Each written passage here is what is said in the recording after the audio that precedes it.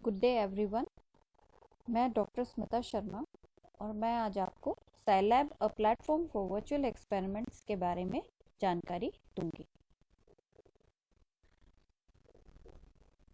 सबसे पहले आप इस स्लाइड में दिखाए गए टॉपिक्स को देखिए।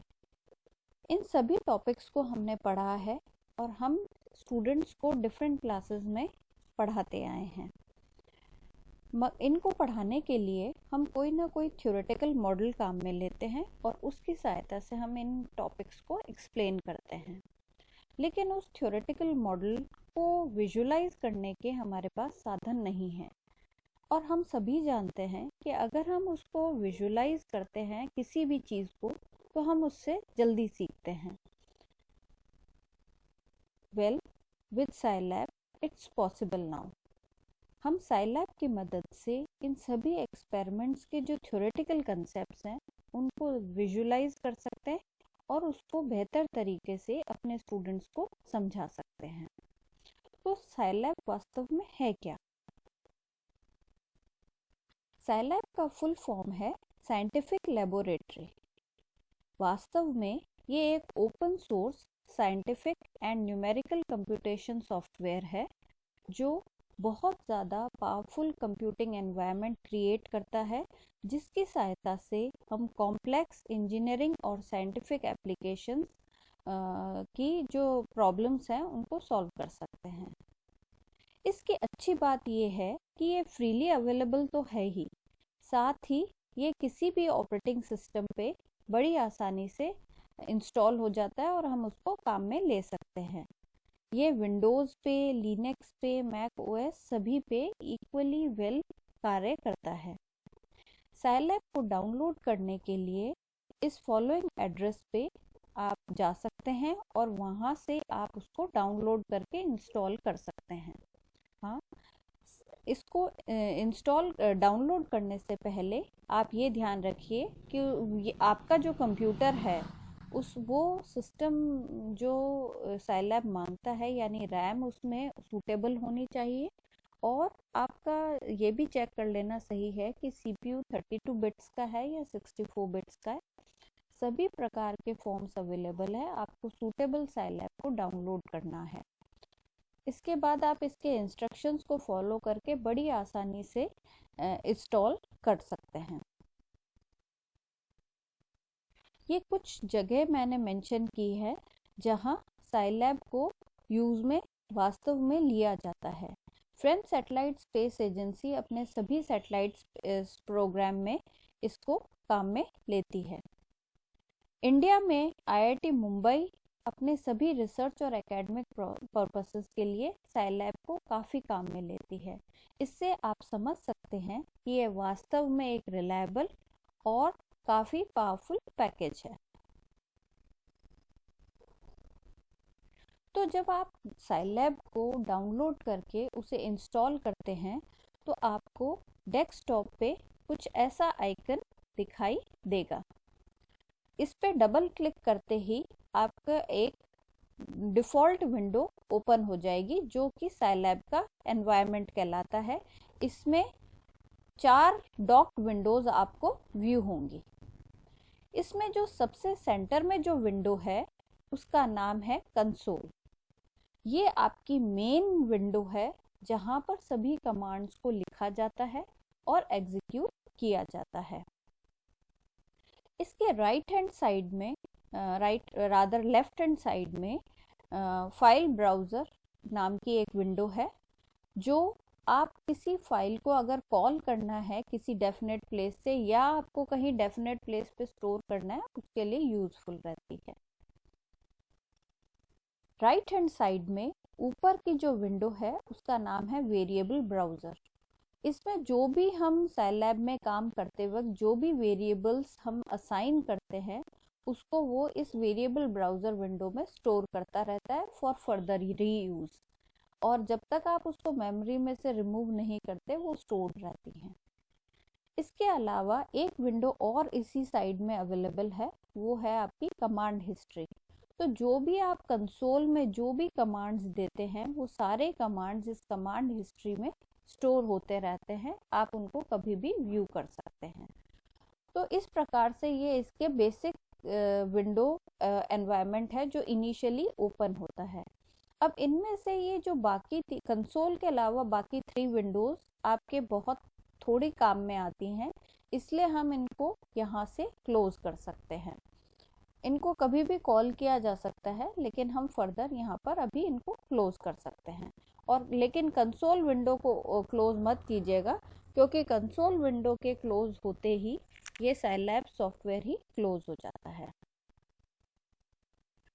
तो चलिए अब हम साइलैब की वर्क स्पेस की बात करते हैं। तो साइलैब के अंदर बहुत सारी विंडोज हैं।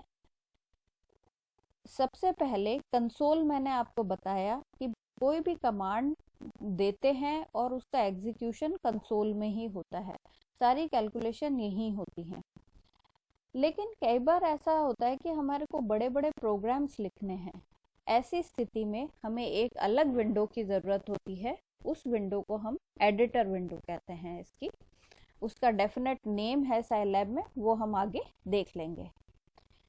एक और इम्पॉर्टेंट विंडो है इसमें, ग्राफिक्स विंडो, जो आपके सभी ग्राफिक्स को डिस्प्ले करने के लिए ही यूज में आती है। इसके अलावा एक और इम्पॉर्टेंट विंडो इसके अंदर अवेलेबल है, वो है आपकी एम्बेडेड हेल्प ब्राउज़र फाइल। जब भी आप हेल्प के लिए टाइप करते हैं या क्वेश्चन मार्क पे हेल्प का जो आइकन बना है उस पर आप क्लिक करते हैं, तो आपको हेल्प ब्राउज़र खुल जाता है और इसमें सभी प्रकार की हेल्प्स मौजूद हैं रिगार्डिंग साइलैब्स विद एग्जाम्पल है, तो आप बड़ी आसानी से उनको समझ करके आप यूज़ कर सकते हैं। तो चलिए हम थोड़ा सा कंसोल में कैसे काम करते हैं उसके बारे में देख लेते हैं। तो मैं आपको वास्तव में कंसोल कैसा दिखता है वो बताती हूँ। ये देखिए, मैंने साइलैब का जो सॉफ्टवेयर है उसको ओपन किया हुआ है। आप यहाँ देख सकते हैं प्रॉम्प्ट साइन पर एक कर्सर ब्लिंक कर रहा है। यहाँ हम कोई भी कमांड अगर लिख के एग्जीक्यूट करते हैं तो तुरंत ही आपको उसके रिजल्ट्स मिल जाते हैं। वास्तव में साइलैब जो है वो एक हाई लेवल लैंग्वेज है, जिसमें कोई भी कमांड्स जो हैं वो सीधे ही एग्जीक्यूट होते हैं। उसके लिए प्रायर ज़्यादा इन्फॉर्मेशन देने की ज़रूरत नहीं है। तो अरिथमेटिक ऑपरेशन सभी प्रकार के और सभी प्रकार के ट्रिग्नोमेट्रिक ऑपरेशंस आप डायरेक्टली इसको यूज़ कर सकते हैं। इसके अंदर एक ही लाइन में हम मल्टीपल कमांड्स भी लिख सकते हैं। जैसे सपोज करो मैंने 2 कमांड दे दिए इसके अंदर, एक के बाद एक 2 कमांड्स लिख दिए सेपरेटेड बाय कॉमा, तो वो दोनों कमांड्स को एग्जीक्यूट कर लेगा। अगर आपने कॉमा से सेपरेट करा है तो वो 2 डिफरेंट कमांड्स मान के उनके दोनों के आंसर आपको तुरंत ही दे देगा। अगर हम इसके आगे कोई भी कमांड के आगे अगर मैं सेमीकोलन की साइन लगा देती हूँ तो एंटर करने पर कंप्यूटेशन तो हो रहा है साइलैब में, लेकिन रिजल्ट्स डिस्प्ले नहीं होंगे।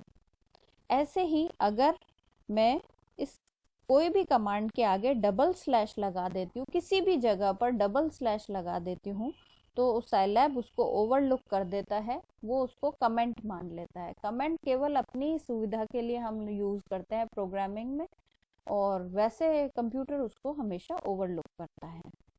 इसमें एक चीज़ और ध्यान रखिए कि इसके जो कमांड्स हैं वो केस सेंसिटिव हैं।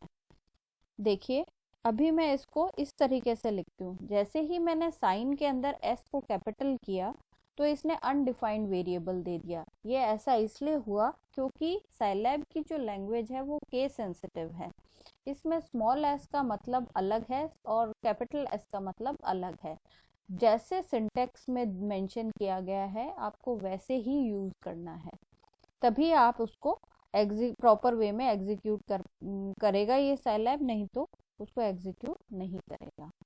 तो ये कुछ असेंशियल फीचर्स थे जो आपको इनिशियली इसको यूज़ करने से पहले पता होने चाहिए। कुछ और फंक्शंस के बारे में मैं आपको बताऊंगी। सबसे इम्पोर्टेंट जो फंक्शन हम बार बार काम में लेंगे वो है CLC। CLC कमांड जो है वो सीधे सीधे क्लियर द कंसोल है। कंसोल पर जैसे पूरी स्पेस भर गई उसको क्लियर करने के लिए आप CLC कमांड यूज कर सकते हो। हाँ, ये कमांड हिस्ट्री में आप इन सभी कमांड्स को वापस से देख जरूर सकते हैं। इसमें कुछ प्री डिफाइंड वेरिएबल्स भी हैं जिनकी लिस्ट आपको हेल्प फाइल में मिल जाएगी।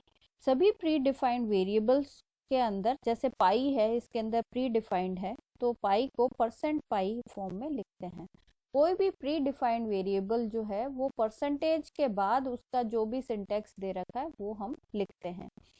जैसे हम %साइन के साथ ई लगा देते हैं तो वो ये ई एक्सपोनेंट की वैल्यू आपको दे देगा।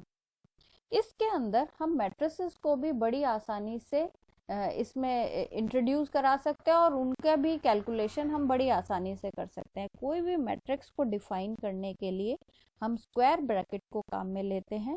साथ ही साथ अगर हमारे को रो लिखनी है तो हम इसके अंदर कॉमा साइन लगाते हैं, और अगर हमारे को कॉलम लिखना है तो हम उसमें सेमीकोलन साइन लगाते हैं। ये देखिए, मैंने इसके अंदर जहाँ कॉमा लगाई वहाँ तक उसने रो अज्यूम कर लिया, और जहाँ सेमीकोलन लगा दिया वहाँ से उसने सेकंड रो अज्यूम कर लिया। तो इस तरीके से हमारे मैट्रिक्स हम इसके अंदर बड़ी आसानी से डिफाइन कर सकते हैं और उनकी भी कैलकुलेशन हम इस पर कर सकते हैं।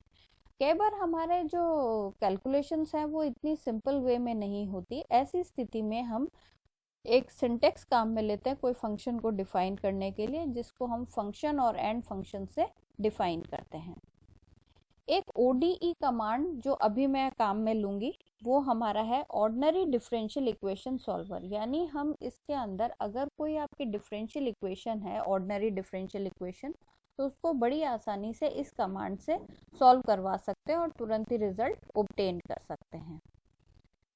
प्लॉट 2D कमांड जो है वो 2 डायमेंशनल प्लॉट को के लिए यूज में आता है। प्लॉट 2D कमांड की सहायता से अगर हम केवल प्लॉट 2D लिखते हैं तो हमारे पास एक एग्जाम्पल के तौर पे प्लॉट 2D कमांड आ जाता है, जो कि हमारे इसको बताता है कि इस तरीके से कोई भी ग्राफ एग्जीक्यूट होगा। ऐसे ही अगर मैं प्लॉट 3D कमांड काम में लूंगी तो एग्जाम्पल के तौर पे अगर मैं आगे कुछ नहीं लिखूं तो वो एक एग्जाम्पल के तौर पे एक 3 डायमेंशनल प्लॉट आपको दे देगा। ऐसे ही प्लॉट्स अगर आप स्पेसिफिक अपने वर्क में मेंशन करेंगे तो वो आपके उनको भी प्लॉट करके बता देगा। इसके अलावा X label, Y label, title, legend, ये सभी ग्राफ को प्रॉपर वे में प्रेजेंटेबल बनाने के लिए यूज में आते हैं। इसमें एक कमांड और अच्छा है जो हम जनरली यूज कर सकते हैं। जैसे किसी वैल्यू को अगर हमें डिस्प्ले कराना है तो उसके लिए आप डिस्प्ले वेरिएबल का कमांड dispx काम में ले सकते हैं। जैसे मान लो मैंने बहुत पहले एक वेरिएबल डिफाइन कर दिया 7, ठीक है, और उसका सेमीकोलन लगा दिया तो वो उसको डिस्प्ले नहीं करेगा। या मैंने इसकी कोई वैल्यू मेंशन कर दी इस तरीके से, है ना, और उसको मैंने एंटर करा तो वो उसका रिजल्ट डिस्प्ले नहीं करेगा। लेकिन मेरे को पर्टिकुलर जगह पर उसको डिस्प्ले कराना है तो मैं सिंपली इस तरीके से लिखूंगी तो वो तुरंत ही रिजल्ट डिस्प्ले हो जाएगा। एक और कमांड इसमें बड़ा हम यूज में लेंगे, वो है लिनस्पेस कमांड।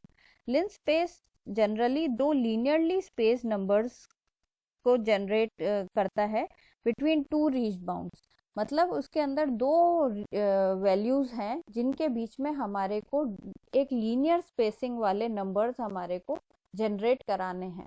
जैसे हम मान लो आपको नंबर्स लिखने हैं 0 से 100 तक, फिर 2 की स्पेसिंग में, तो हमारे को ये पूरा एक्सप्लेन करने की जरूरत नहीं है, हम केवल लिनस्पेस कमांड से ही उसको यूज में ले सकते हैं। और ये ग्राफ्स वगैरह, जैसे आपको 0 से टाइम जो है वो आपका 0 से लेकर 100 सेकेंड्स तक वेरी कर रहा है, तो आपको उसके बीच में ग्राफ प्लॉट करना है विद सम स्मॉल वेरिएशन, तो आप इस कमांड से आप इसको एग्जीक्यूट करा सकते हैं। ऐसे ही एक कमांड और है सब प्लॉट कमांड, जो आपके अगर एक ही ग्राफिक्स विंडो पे एक साथ आप एक से ज़्यादा ग्राफ बनाना चाहते हैं, उसके लिए आपको प्रॉपर पोजिशनिंग क्या होगी उसके लिए हम सब प्लॉट कमांड यूज करते हैं। इसके अलावा इसमें बहुत सारे और अलग कमांड्स भी अवेलेबल हैं जो अकॉर्डिंग टू नीड आप कॉल कर सकते हैं, और इन सब की जानकारी आपको हेल्प फाइल में मिल जाएगी। ये कुछ कमांड्स मैं अभी यूज़ में लूँगी, इसलिए मैंने इनको यहाँ मेंशन किया है।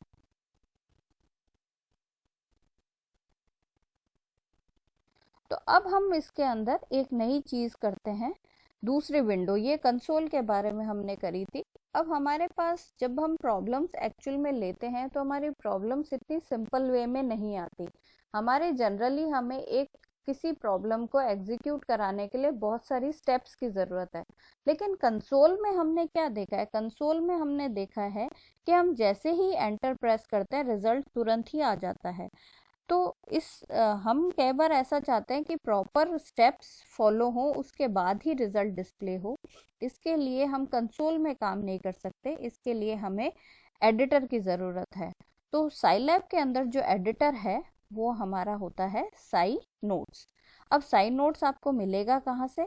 साई नोट्स जो है वो आपको मेनू बार में एप्लीकेशन पे आप एक बार क्लिक करिए, तो उसमें सबसे ऊपर साई नोट्स है, उस पर आप क्लिक कर दीजिए। तो क्लिक करते ही आपके एक विंडो ओपन हो जाएगी जो कि साई नोट्स की विंडो है। इसके अंदर बाय डिफ़ॉल्ट एक एम्प्टी विंडो आती है जिसके अंदर आप कोई भी चीज़ को एग्जीक्यूट करवा सकते हैं।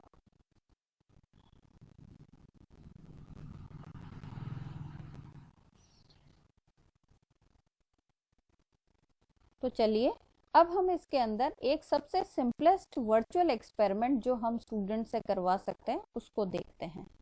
इसके अंदर हम एक मैंने सिंपल सा लिया है, एक लीनियर हार्मोनिक ऑसिलेटर को हम स्टडी कर रहे हैं, और हम उसके हम ऑब्जर्व करेंगे उसके ऑसिलेशंस में जो वेरिएशंस प्रोड्यूस होते हैं। पहले जब मास को आप वेरी करते हो, दूसरा जब आप उसके स्प्रिंग कांस्टेंट को वेरी करते हो, और तीसरा इफेक्ट हम ऑब्जर्व करेंगे जब हम उसमें डैम्पिंग इंट्रोड्यूस कर देते हैं। तो इन तीनों इफेक्ट्स को हम स्टडी करके उनके रिजल्ट्स को स्टूडेंट से इंटरप्रेट करवा सकते हैं। तो किसी भी एक्सपेरिमेंट, चाहे वो लैब में किया जाए, चाहे सिमुलेशन या वर्चुअल एक्सपेरिमेंट हो, उसके लिए एक इम्पॉर्टेंट चीज़ है, वो है थ्योरेटिकल मॉडल। मतलब आपको उसका जो थ्योरेटिकल मॉडल है उसमें क्या हो रहा है उसकी क्लैरिटी आपके पास होनी चाहिए, तभी आप उसको प्रॉपरली एग्जीक्यूट कर पाएंगे। तो इसीलिए हम पहले इसका थ्योरेटिकल कंसेप्ट समझेंगे। तो लीनियर हार्मोनिक ऑसिलेटर जो है उसका हमारे को पता है f is equals to minus K X होता है, और उसकी जो डिफरेंशियल इक्वेशन का फॉर्म है वो कुछ इस प्रकार से होता है। यहाँ इस डिफरेंशियल इक्वेशन को मुझे सॉल्व करना है। इसके लिए मैंने एक कंडीशन ले ली कि at time t equal to 0 x is equals to 1, और dx बाई dt जो है वो एक्सट्रीम एंड पे 0 है, यानी x इज इक्वल्स टू 1 मेरा एक्सट्रीम एंड है। अब इस प्रकार की डिफरेंशियल इक्वेशन को सॉल्व करने के लिए मैं ODE command, ordinary differential equation solver command use कर रही हूँ। तो इसको हम कैसे करेंगे? इसके अंदर मैंने एक तो x0 इनिशियल पैरामीटर, x का x0 p जो है वो x0 प्राइम को रिप्रेजेंट कर रहा है, t0 इनिशियल टाइम, और ये t आफ्टरवर्ड्स टाइम है, और f जो है वो फंक्शन को डिफाइन कर रहा है। अब यहाँ हमें डिफरेंशियल इक्वेशन को एक फंक्शन के फॉर्म में कंप्यूटर को बताना पड़ेगा। तो इसको समझाने के लिए ऐसे लिखने की बजाय मैंने उसको एक सिंप्लीफाइड वे में लिखा है। यहाँ मैंने सपोज किया है x is equals to z1 और dx बाई dt को z2 सपोज कर लिया। अगर मैं इनको सपोज करती हूँ तो ऑब्वियस है z1 प्राइम जो है वो z2 के बराबर होगा, और z2 प्राइम जो है वो minus k by M z1 के बराबर हो जाएगा। तो ये कुछ हमारी कंडीशंस आ गई। अब इसका जो मैंने प्रोग्राम लिखा है वो आप देखिए।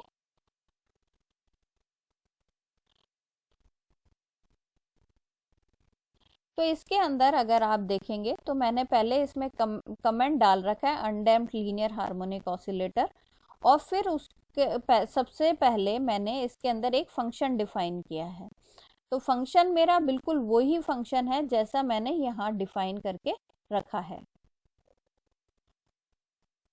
देखिए इसके अंदर मैंने x2 अज्यूम करा है और माइनस k/m x1, यानी फंक्शन जो है वो x और t डिपेंडेंट है, जैसा कि इस डिफरेंशियल इक्वेशन में क्लियर होता है हमारे को। इसमें मैंने इनिशियली k और m की कोई वैल्यूज इसमें इंट्रोड्यूस कर दी हैं।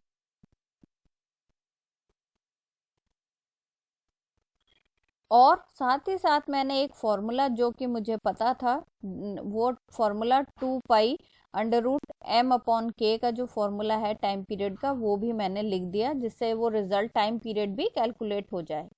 हाँ, इनिशियल कंडीशंस जो मैंने यहाँ सपोज करी थी, उन्हीं कंडीशंस को मैंने यहाँ पर मेंशन कर दिया। क्योंकि मैं इसमें ग्राफ में प्लॉटिंग करा रही हूँ, उसमें मैंने टेम्परेचर जो टाइम की जो रेंज है वो 0 से लेकर 100 तक दी है, जहाँ 0.02 की स्टेप्स है।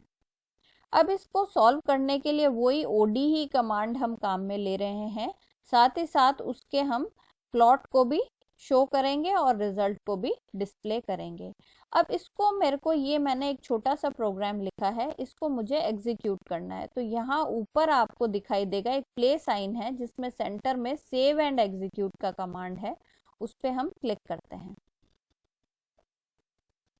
ये देखिए, आपको एक लीनियर हार्मोनिक ऑसिलेटर के ऑसिलेशंस में जो वेरिएशन है वो तुरंत ही ऑब्जर्व हो गए।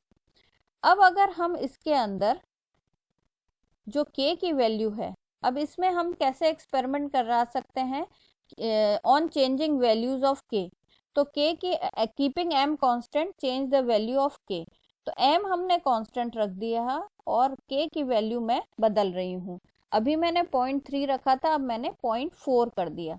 तो देखिए, उसके बाद मैं वही सेव एंड एग्जीक्यूट करूंगी। ये देखिए, इसका आपको चिपका चिपका ग्राफ दिखाई दे रहा है। ऐसा क्यों हुआ? क्योंकि आपके जो ग्राफ है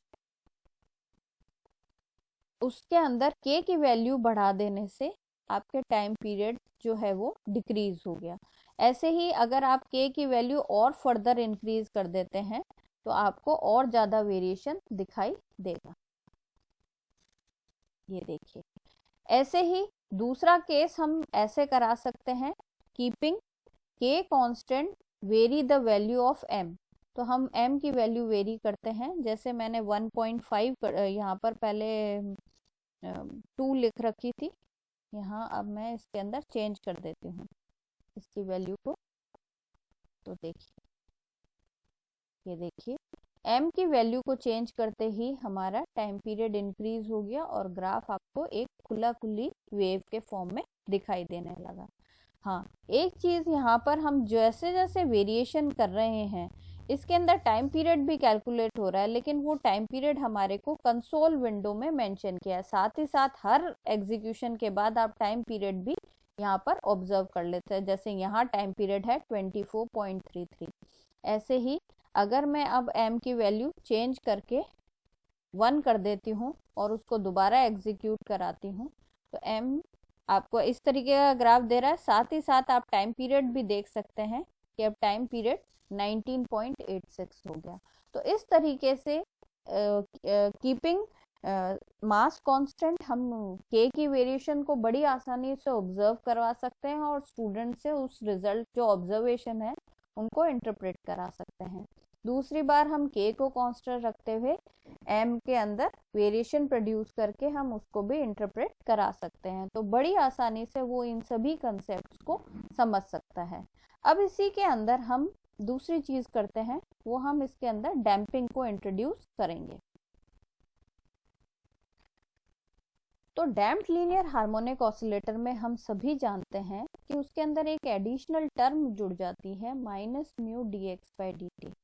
अगर हम इसकी जो इनिशियल कंडीशंस हैं उनको सेम रखें, वैसी ही जैसे हमने लीनियर हार्मोनिक ऑसिलेटर की रखी थी, तो Z2 प्राइम जो है वो बस थोड़ा सा चेंज हो जाएगा, उसमें एक ये एडिशनल टर्म आ जाएगी। हम ये भी जानते हैं कि डैम्प्ड लीनियर हार्मोनिक ऑसिलेटर के हम 3 डिफरेंट केसेस भी पढ़ते हैं, जिसमें एक केस होता है अंडर डैम्प्ड, जहां k/m is very much greater than μ/m। Critically damped case जहाँ k/m μ/m के बराबर होता है। और थर्ड ओवर डैम्प्ड केस जो है, जिसमें k/m is very much less than μ/m। तीनों केसेस में जो इसका बिहेवियर है वो अलग प्रकार का होता है। हम उसको भी आसानी से समझा सकते हैं। तो हम इसका एक्सपेरिमेंट भी देख लेते हैं। तो मैंने इसको एक अलग उस पे बना दिया है डैम्प्ड लीनियर हार्मोनिक ऑसिलेटर में। इसमें अगर आप देखिए इसका फंक्शन वही सेम फंक्शन है, लेकिन मैंने इसमें एक एडिशनल टर्म और जोड़ दी। अब इनिशियली मैंने इसके अंदर सपोज करो बहुत छोटा सा इनिशियली u को मैंने 0 कर दिया। 0 करने का मतलब उसमें कोई डैम्पिंग नहीं हो रही। तो हम इसका ऑब्जर्वेशन देखते हैं। ये देखिए, ये एक सिंपल आपको ग्राफ ऑब्टेन हो रहा है जो कि लीनियर हार्मोनिक ऑसिलेटर का है। अब मैं इसके अंदर स्मॉल अमाउंट में डैम्पिंग इंट्रोड्यूस करती हूँ, यानी u का मान मैंने बहुत छोटा सा बढ़ा दिया। अब इसको वापस से एग्जीक्यूट कराते हैं। तो ये देखिए, तुरंत ही आपको इसका डैम्पिंग का इफेक्ट दिखाई देने लग गया कि जो ऑसिलेशंस थे वो डैम्प्ड हो गए, जैसा हम बुक्स में देखते हैं। बिल्कुल वैसे ही इसके अंदर एक्सपोनेंशियल डिके आपको दिखाई दे रहा है। अब इसके अंदर ये तो केस हो गया आपका अंडर डैम्प्ड। क्यों? क्योंकि इसमें k/m की जो वैल्यू है μ/m वैल्यू से काफी ज्यादा बड़ी है। अब इसके अंदर अगर हम सेकंड केस करना चाहें इसका क्रिटिकली डैम्प्ड केस का, उस केस में ये दोनों चीजें बराबर होनी चाहिए। तो इनको हम बराबर करते हैं। हमने पढ़ा है क्रिटिकली डैम्प्ड स्पेस में वो बस वन टाइम उसके अंदर ऑसिलेशंस इंक्रीज करते हैं और तुरंत ही फिर वो डिके हो जाते हैं विद इन नो टाइम। तो ये देखिए, आपको ग्राफ बिल्कुल एक बार, क्योंकि हमने एक्सट्रीम एंड से एक बार इसके अंदर आया उसके बाद स्टेबिलिटी फॉर्म हो गई। तो ये क्रिटिकल डैम्प्ड केस है। अब इसी के अंदर अगर हम डैम्पिंग और ज़्यादा बढ़ा दें, जैसे मान लो मैंने कर दिया है इसकी वैल्यू ज़्यादा ले लूँ, तो इसके अंदर आप इसको एग्जीक्यूट करेंगे तो तुरंत ही आपको दिखाई देगा एक ग्राफ जो सीधे ही विदाउट एनी ऑसिलेशन वो 0 को टेंड कर रहा है, लेकिन 0 आने में उसको टाइम पीरियड, उसका टाइम बहुत ज़्यादा लेता है। तो ये एक ओवर डैम्प्ड केस है, जैसा कि हम थ्योरेटिकली एक्सप्लेन कराते हैं।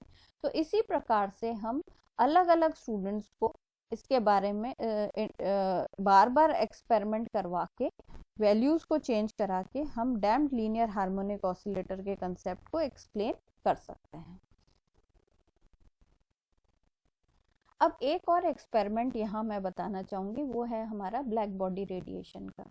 अब हम सभी जानते हैं ब्लैक बॉडी रेडिएशंस का जो एक्सपेरिमेंटल ग्राफ है उसको एक्सप्लेन करने के लिए 3 मेन लॉज पुट फॉरवर्ड हुए थे, जिसमें वीन डिस्ट्रीब्यूशन लॉ, रेले जीन्स लॉ और प्लैंक्स लॉ मेन थे। तो उसमें यहाँ हम एक्सपेरिमेंट में करवा सकते हैं कि प्लैंक लॉ को हम डिफरेंट टेम्परेचर पे जो उसका जो थ्योरेटिकल कंसेप्ट दिया था उसको हम यूज करते हुए हम ये एक्चुअल में वेरीफाई कर सकते हैं कि वो एक्सपेरिमेंटल ग्राफ को कम्प्लीटली एक्सप्लेन कर पाता है। साथ ही हम रेले जीन्स लॉ और वीन्स लॉ को यूज करते हुए उनके जो थ्योरेटिकल कंसेप्ट हैं उनको यूज करते हुए हम ऑब्जर्व कर सकते हैं कि वो सभी वेवलेंथ रेंज के लिए पूरी तरीके से ब्लैक बॉडी रेडिएशन कर्व को एक्सप्लेन कर नहीं पाए थे। तो इसके लिए इनिशियली मैंने उसकी जो मैथमेटिकल एक्सप्रेशंस हैं मेंशन करी हुई हैं वो मैंने सबसे पहले ले ली, उनको देख लिया उसमें कैसे वेरिएशन प्रोड्यूस हो रहा है। उसके लिए मैंने जो कुछ पैरामीटर्स चूज किए, मैंने यहाँ पर सुविधा के लिए अपने 3 टेम्परेचर रेंज ही ली हैं।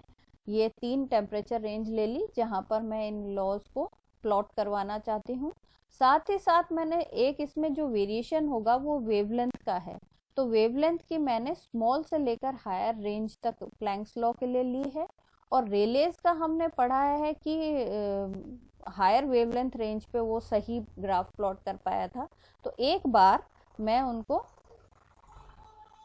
हायर वेवलेंथ रेंज के लिए सेट कर रही हूँ। इसमें मैंने 2 लूप्स कंसिडर करें क्योंकि मेरे पास 2 वेरिएबल्स हैं। एक तो 3 टेम्परेचर मैं चेंज करूंगी जिनको मैंने जे से एक्सप्लेन किया है, और 3 वेवलेंथ चेंज होगी उसको मैंने आई लूप से एक्सप्लेन किया है।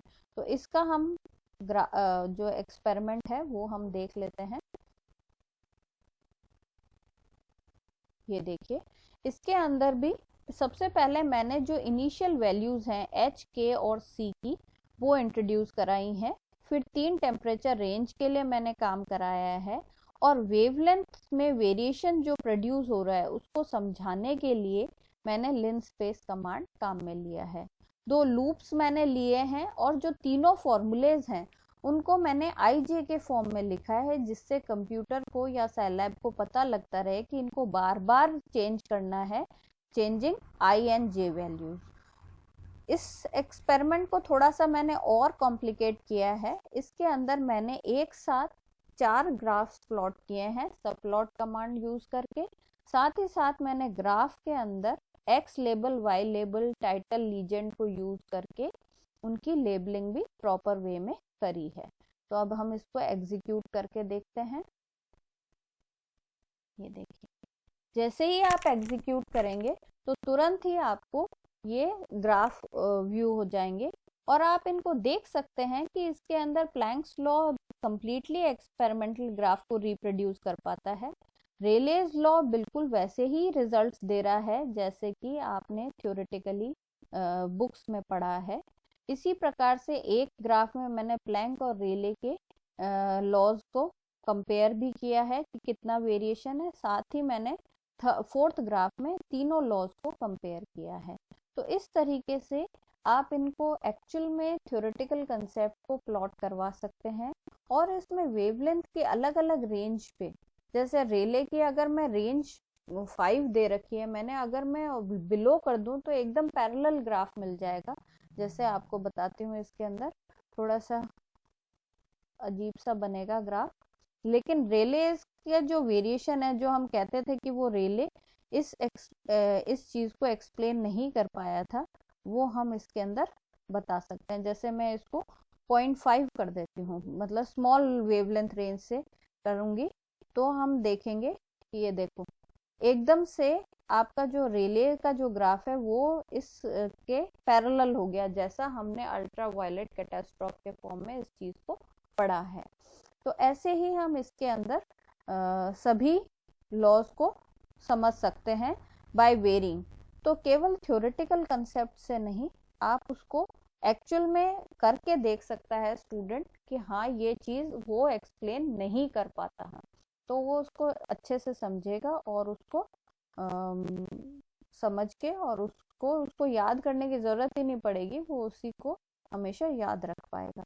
इस प्रकार से बहुत सारे हमारे ऐसे एक्सपेरिमेंट्स हैं जो हम इन साइलैब के छोटे छोटे प्रोग्राम्स की सहायता से स्टूडेंट्स को अपना कंसेप्ट कन्वे कर सकते हैं, और उनको एक्चुअल में उसके रिजल्ट्स कैलकुलेट करने को भी कह सकते हैं। मैं आशा करती हूँ आपको ये जो साइलैब का सेशन है वो समझ आया होगा, और आप उसको अपनी लैब्स में इंट्रोड्यूस करेंगे। Thank you.